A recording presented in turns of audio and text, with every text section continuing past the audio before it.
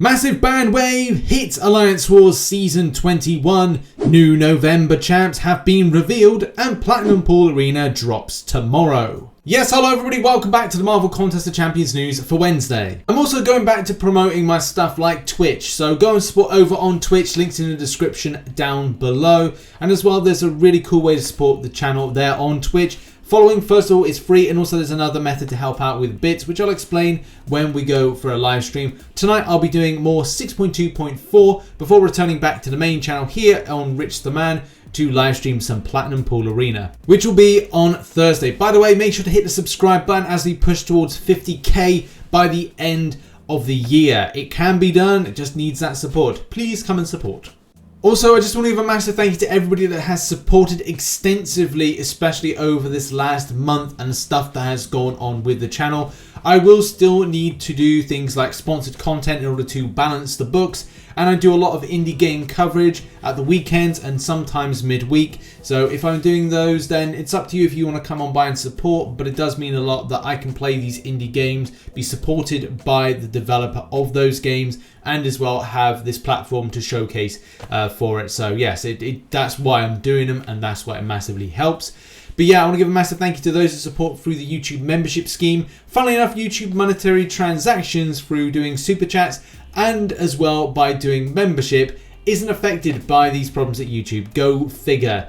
And as well, like a massive thank you to those that support on Patreon. They're on screen at the moment. Thank you so much. And as well, those that have been extensively supporting over on twitch.tv/RichTheMan live. It is amazing to see the support over there. And there is the big idea, big push that I could get to partner at some stage, which is like, it's more difficult to be a partner on Twitch than it is on YouTube. So if you can come by, especially next month when I look to push more Miles Morales, because I'm going to try and do the PlayStation 4. I'll probably take the content and then put it over, like record it, and then put the VODs over onto YouTube at the weekend. So at least you'll be catching up with what's going on. But yeah, that's just what I'm going to be up to very, very soon. Now, obviously, I need to start by going into the news, and let's just begin with in-game. Now, there have been a few reports I've seen this morning, and by the way, things may have changed by the point of this video being released. But first of all, you know, the Alliance Wars rewards haven't been sent out. There's a good reason for that, which I'm going to explain about in a minute. But as a first thing in that the 22-hour event is missing. It seems to be delayed in kind of like being put out to the community. And this could be a problem of any like different magnitude. Event quest completion, it says here on screen at the moment, and this is about 9:47 in the morning as I'm recording, is that this is like 3 hours ago this has ended. So you would have expected the new 22-hour solo event to go out. So it's going to be delayed. There is nothing at the moment as to say why, and I hope this is resolved because I need that revive and I need those units. Surprising that I need that, but I really do. The other report is starting an Alliance quest. Now, as you can see, we're in an Alliance quest at the moment. So you kind of think, well, Rich, what do you mean by that? What do you mean you can't get into it? Well, there's going to be a lot of people that wake up at different time zones and would start Alliance quest earlier. Later on, compared with a lot of places like Asian countries would have largely woken up. They're kind of a good part through their day, and when they would technically start an Alliance quest would be incredibly early on in the morning. So at the moment, there is a huge amount of just uncertainty on the matter. Like if you go into the forums, and you can see on screen at the moment, we've got information of players unable to start Alliance quest, and as well, same thing being said. I've had people in my Discord say the same. So yes, this is a problem. 22-hour event and the Alliance quest problem at the moment are two major bugs that seem to have just come out, sprouted out of nowhere. I think this is because this came off the back of a emergency maintenance or a scheduled maintenance. I can't remember. It's hard to tell. At the moment, it seems this is an emergency caused after the result of a scheduled maintenance. So this does need to be sorted out. Players have lost out, and compensation would obviously be due if it's the case this can't be resolved as soon as possible. And as well, like they'd have to, they would have to kind of switch timers down for a lot of players. So yeah, if you didn't get Alliance Quest started last night or incredibly early on in the morning for some Asian countries, which is ridiculous to think that they have to wake up early to get it started. That's not how this should kind of go.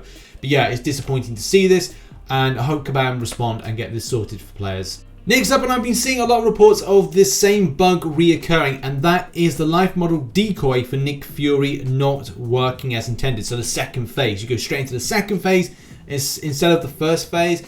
Now this was something that sprung up at the start of the month, and it was something that Kabam said they were going to be looking into. But then it was reported that it had been fixed, or it seemed to be like working fine. But it just seems as the month's gone on that this kind of went fine, then not fine, and then went incredibly quiet for ages before then springing back up again the last couple of weeks. Players are finding this an issue in Alliance Wars. Alliance Wars seasons is over now, so the utilization of Nick Fury is not really there, but it can be very intermittent. Some players are saying this is in Hades Invasions, especially with some of the random kind of like questing stuff.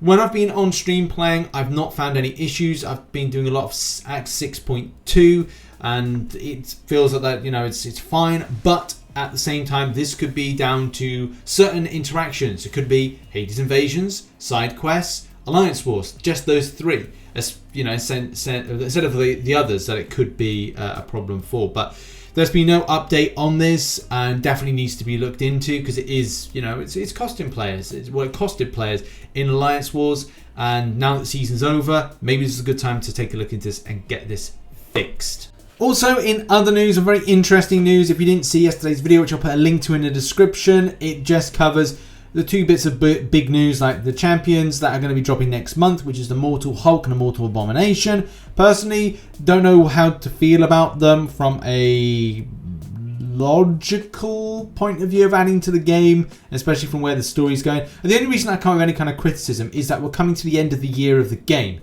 Last year was all about the Fantastic Four being a big kind of player, kind of like teasing us throughout the year. The story arc narrative of like how things are going to end the year and the launch of Marvel Realm feels like it would be better to start teasing the idea of linking both games. This month having the likes of Scar in the game, as well as maybe another Marvel Realm champion that could be put in. Even like that kind of like another Red Deadpool, the War Thor, or kind of like Lady Thor, that's in the game, would be this really cool kind of like addition. By the way, I have done a video on the release date, the global release date. It's here for Rich's Realm. I'd love to show you the video, but apparently that's a problem with YouTube. However, though, it's something to kind of point out that would have been, in my opinion, a better idea to kind of start teasing players with interest with the game. I know there are players not interested with the game, but at the same time, having the likes of Scar, having something of a continuation with the Galactus story and how Galactus seems to be playing into opening up the portal between Marvel Realm and Marvel Contest would be a good story thing to start right now. But I kind of think this might be something they're saving for next month, which just goes like, instead of it being like a slow, like kind of like a little burn and then big kind of like burn into like fire for, you know, the end of the year, the 6th anniversary, it's just like, oh, okay, we're doing a linking storyline. Okay, linking story arc. So it is what it is. I'll be interested to see how these characters function, and more details on this will probably be dropped towards the end of the week.